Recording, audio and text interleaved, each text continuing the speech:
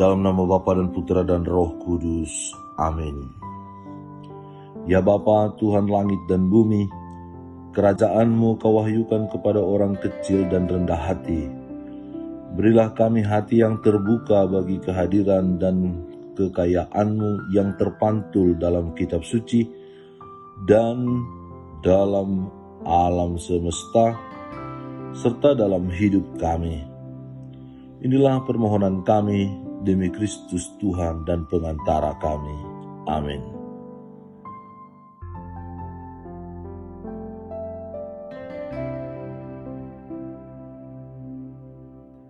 Tuhan bersamamu dan bersama rohmu. Inilah Injil suci menurut Markus.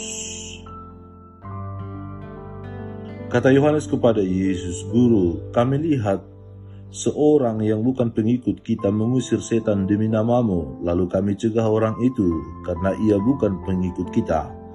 Tetapi kata Yesus, "Jangan kamu cegah dia, sebab tidak seorang pun yang telah mengadakan mujizat demi nama-Ku dapat seketika itu juga mengumpat Aku. Barang siapa tidak melawan kita, ia ada di pihak kita.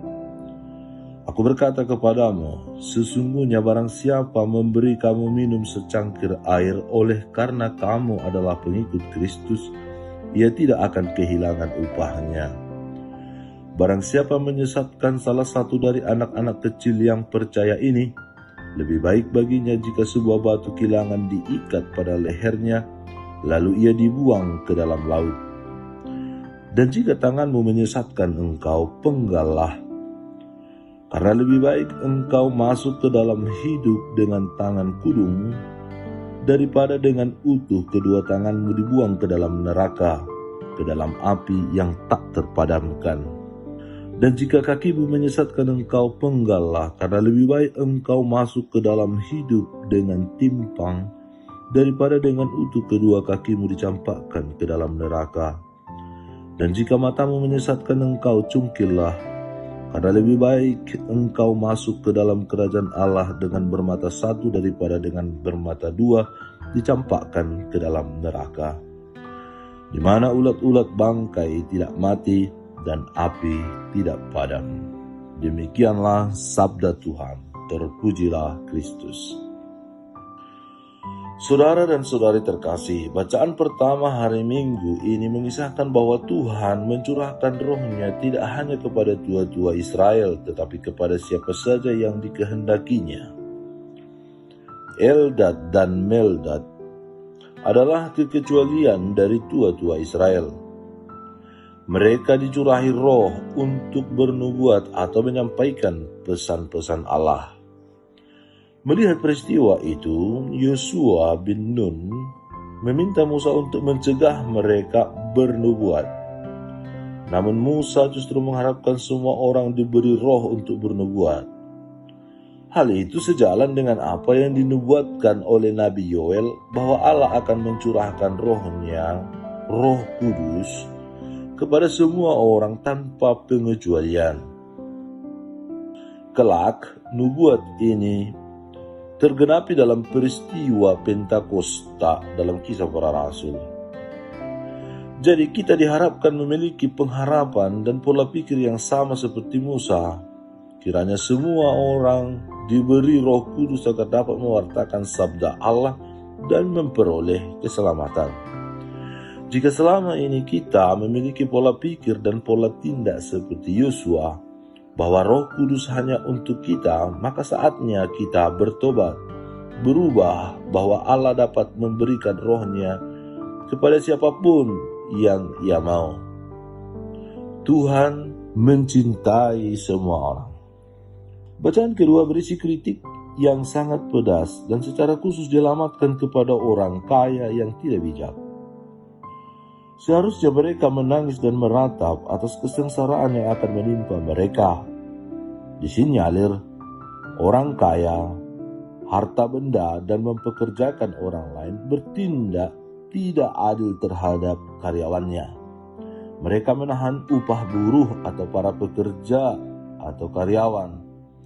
Hidup mereka penuh dengan kelimpahan dan berpoya-poya.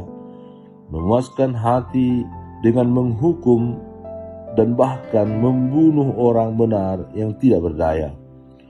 Orang-orang kecil ini telah berteriak minta tolong kepada Tuhan dan mereka telah didengarkan. Dengan ini, kita diharapkan berlaku adil, peduli pada orang miskin, dan memakai harta untuk kemuliaan Tuhan dan kebaikan sesama manusia. Jika selama ini kita berlaku tidak adil kepada karyawan kita atau tidak peduli dengan orang-orang yang menderita dan miskin, maka inilah saatnya bagi kita untuk bertobat secara radikal. Kita diajak untuk mendukung dan memperbaiki keadaan mereka. Tuhan memberkati.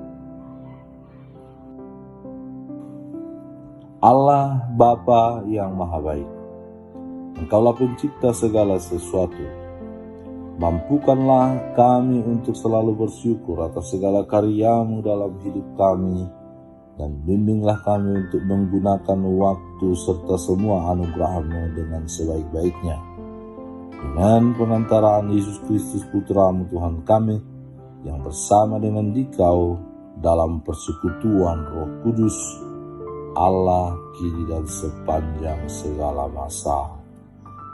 Dalam nama Bapa, Putra, dan Roh Kudus. Amin. Allah Bapa kami, penuntun kehidupan, Engkau telah menuntun Abraham menuju tanah terjanji. Engkau juga menuntun bangsa Israel menuju tanah Yerusalem melalui tangan Musa. Kini kami umat-Mu keuskupan Padang sedang berjalan bersama dalam sinode kefikepan menuju keselamatan yang Engkau janjikan dalam diri Putra-Mu Yesus Kristus. Tuntunlah peziarahan hidup kami dengan kuasa Roh Kudus-Mu, agar kami tetap tabah, sabar dan setia menghadapi kesulitan dan tantangan hidup.